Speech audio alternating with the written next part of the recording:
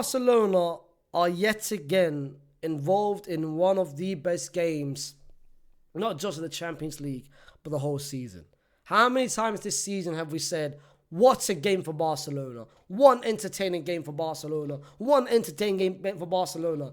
It can be the 4-4 against Atleti. It can be the 5-4 against Benfica. Bro, every game Barcelona is involved in the best games. And yet again today, we've seen one of the most entertaining games in the Champions League knockout. 3-3. 3-3. And bro, there is so much to talk about. We have to talk about the lineups. We have to talk about the difference makers. We have to talk about the takeaways, the first half, the second half. I want to talk about one person, bro. I want to talk about one individual. This person, this player, who's going to be destroying the world, who's going to be dominating the world for so many years to come. For the next 5 years, 10 years, 20 years, this player is not going away. This player, we're about to see him on the headlines, winning the Ballon d'Or, doing everything. This player insane. But you know what else we're going to see dominating for the rest of the next 5 years, 10 years is Proton VPN. Because Proton VPN will never disappear. A lot of VPNs around the world, fam, them men are going down. Proton is always going up and up and up. If you want risk-free, the only VPN to provide that. If you want security, as secure as possible, I will trust them with my own family. If you want to watch over 115,000 streams, Proton got you covered in over 115 countries. Any streams, any watch along, any game, any shows, anything, Proton got you covered. I've literally just watched the Lamine goal in so many different commentary, fam. I watched in Arabic, I watched in Indian, in Chinese, in Mandarin, in Spanish, French. I literally watched Lamine first goal in all languages, and you can do the same thing. All you have to do is scan the barcode. The link is in the description. So if you are similar to Lamine Yamal, insane, bro. Listen, let's talk about it. Let's be real, yeah? This game is all about momentum. It's all about runs. This felt like a proper NBA playoff game. This felt like a Clippers against the Denver Nuggets, where it's just runs. Sometimes it's the Nuggets with a 10-0 run. Sometimes it's the Clippers with a 12. This game filled of runs and runs and runs. And the first team just to have started that run was the Inter. Before the game started, and in my watch along, I said there is one player to watch out for. There is one X factor to watch out for Inter Milan, and his name is Denzel Dumfries. Because I knew he was going up against someone like Jaron Martin, who's nowhere near defensively, similar to someone like Bolde. So I knew Denzel was smiling today. Today, I wasn't going to be seeing Denzel Dumfries. Today, I saw Denzel Washington in training day. And if you want to watch Training Day, all you have to do is go on Proton, fam. Go on Proton. You can watch any sort of Netflix shows, any sort of movies. Anyway, listen. My point is, Denzel Dumfries, 30 seconds in, provides an incredible assist to Thuram. Back heel, Inigo Martinez on the floor. 1-0 to Inter. We felt like it was going to be a similar game to what we saw yesterday between PSG and Arsenal. And Inter continued the dominance. Barcelona misplaced a lot of chances. They felt like there wasn't sort of unity. They felt like they were shell-shocked. They didn't know what to do. Like they were surprised with how strong Inter came into this game and how well prepared they came into this game and how well defensively they did within the first 20 minutes. And then out of nowhere, counter-attack that leads to a corner, Acerbi wins their header, and Denzel Dumfries with a bicycle to make it 2-0 Inter Milan. But this isn't the first time, and this isn't the last time that we're going to see Barcelona do a remontada. They've done it better than any team so far in the whole world this season. Every game where you feel like Barcelona down, they will surprise you out of nowhere. The mentality this season, which they've showcased, is better than anything I've seen from any team this season. And they needed something because collectively they couldn't break Inter Milan down. They needed a person. They needed an individual. They needed something magical.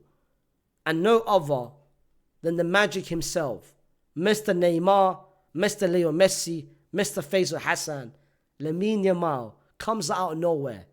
Goes past 1, goes past 2, go past 3, past 4, left foot, top corner to make it 2-1 Barcelona.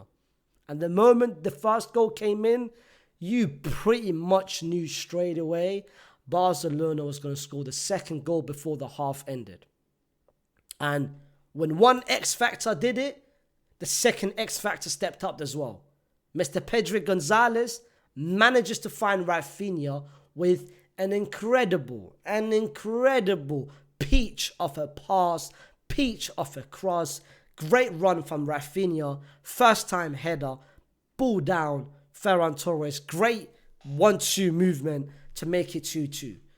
The first half ended 2-2, and then from there you knew the game was going to go to Barcelona's momentum. The game was going to swing to Barcelona. You expected Barcelona to pretty much get a third goal, get a fourth goal, potentially get a fifth goal to end the tie.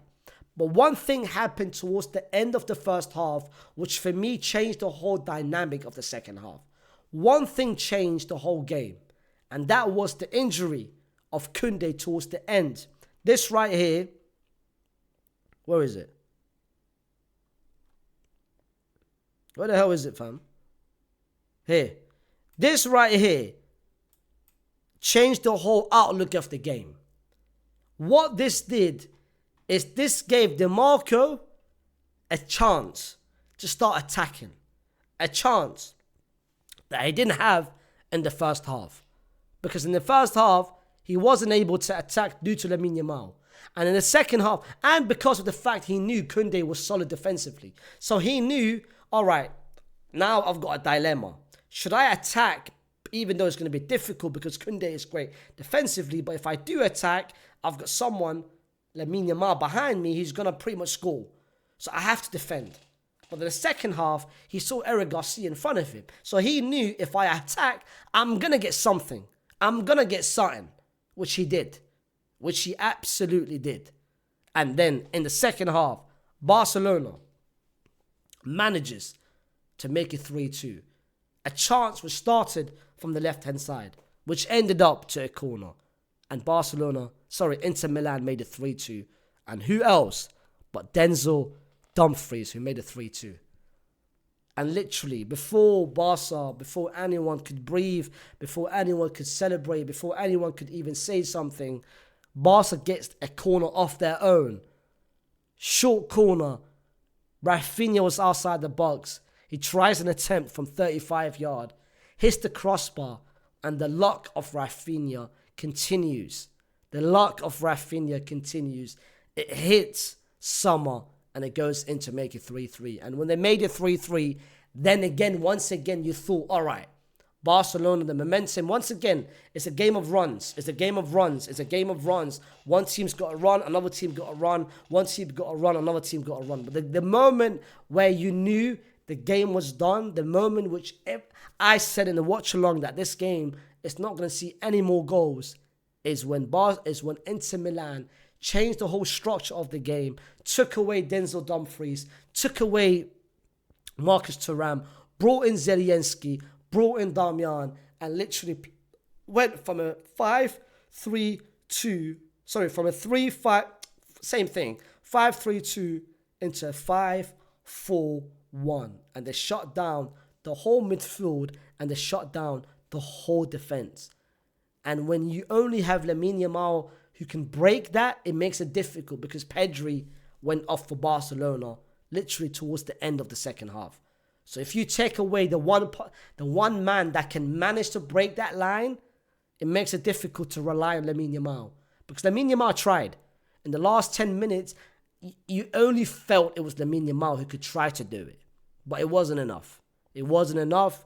He tried to do it. There was one point where I felt like this guy needed a drug test, that this guy was on demon mode when Ferran Torres managed to find him and he tried that curler who Firstly, I thought it was a cross, but the way he even managed to maneuver his body, managed to shoot that in the first place, which hit the crossbar and it went out. I thought if that went in, this guy's possessed. But fortunately for Inter, it did not go in, and Inter managed to hold on and picked up a massive game, a massive away result for them. Because to go away to Barca and to not lose, especially with the form that Barca's at, that's an incredible result. Like, Inter must be delighted going into now next week with a complete game, which an open game, which they can even target now with the home crowd getting involved in it. But let's talk about the player performances, because I want to highlight certain players from both teams. Players from Inter Milan who stepped up massively, and players from Barcelona who did their thing as well. I'm going to start with the players from Inter Milan. For me, the best 5 players, I'm going to just mention players who I felt like had a very, very good game. Bissek does not deserve a 6.4. For me, Bissek was one of if I had to pick one defender out of the 3, I'll pick Bissek as the most reliable. I think Bastoni had a difficult against Lamine Yamal, but I'm not surprised. Lamine Yamal can make any defender have a bad game. Bissek, for me, was reliable and he was solid, and going forward, even his ball playing was very comfortable on the ball. Bissek, for me, was incredible. Another person who was incredible for me was Hakan. He got taken out because you knew he got exhausted, and on a yellow card, it felt risky having him on. But I think Hakan, beginning of the first half and beginning of the second half, was one of the main reasons why Inter managed to keep the ball and managed to keep it ticking. One more person who impressed was Marcus Thuram. I loved his link up. I loved his build up. Managed to hold the ball certain time. Picked up so many fouls. One time, Kubasi got a yellow card. Inigo should have had a yellow card. But Thuram managed to pick up the ball. Great hold up play from Thuram this whole half. And of course, the goal. The incredible goal that he scored out of nowhere.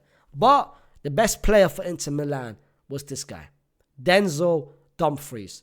2 goals, 1 assist. Before this game, he had 0 goals in 9 games. Before the game, I said he's going to be the X factor due to the matchup, which isn't a matchup. This is a mismatch. And Denzel Dumfries, who this season has been absolutely amazing. This season has flourished under this system under Inzaghi, where one person struggled, another person did well. And Dumfries was everywhere. His runs, his creativity, his positioning, his awareness. What a game. What a game by Denzel Dumfries. And he had it easy. Against Raphinha, he had it absolute easy. As for Barcelona, for me, the players that did well, Frenkie de Jong, I think, had an okay game. He was there, he was solid. But this guy, Mr. Lamine Yamal. This guy is not 17 years old. This guy is fake. This guy is not real. And I feel like every time I say, let's not normalize it, let's not normalize it, let's not normalize it, let's not normalize it, and every time it's the reality. I don't think we should normalize it, because this guy is unreal. This guy is not human. Like, what this guy is doing on a weekly basis, on a monthly basis, on a yearly basis, when he's 17 years old, should not be normalized. The game today reminded me when Messi took control of games for Barcelona, when Neymar did the same thing, when Cristiano did the same thing for Real Madrid. Like, what he did today, he took control. He said to the whole team, give me the ball and I can make something happen out of nothing. I don't need a system. I don't need anything. I don't need a team. That first goal basically said, F all of you, I'm the main man.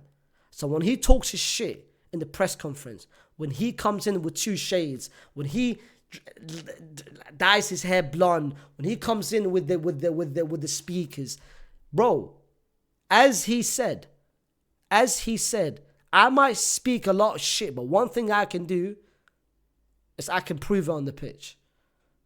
He can back it up more than anyone else, and that's what I want. I don't mind ego. I don't mind if he's got arrogance. All you have to do is back it up.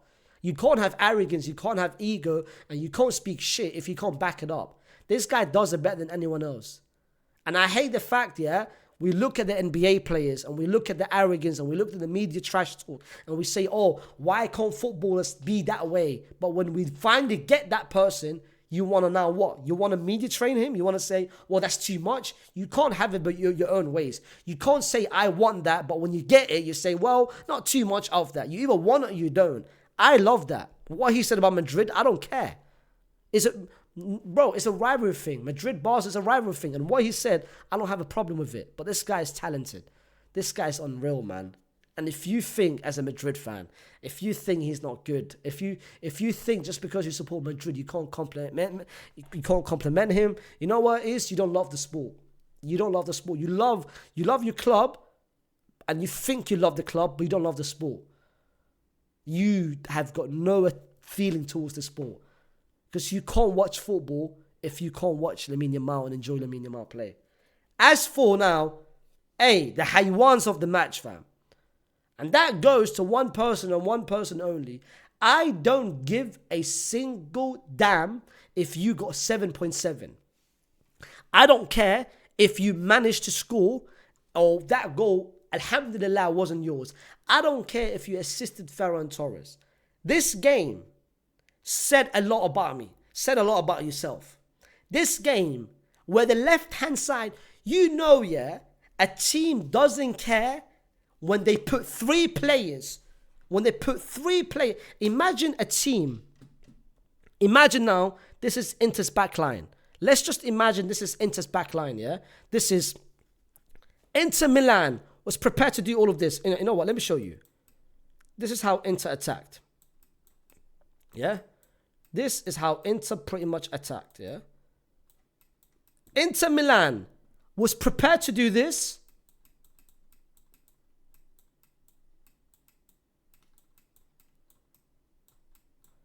And make sure Lamine Yamal goes absolutely nowhere.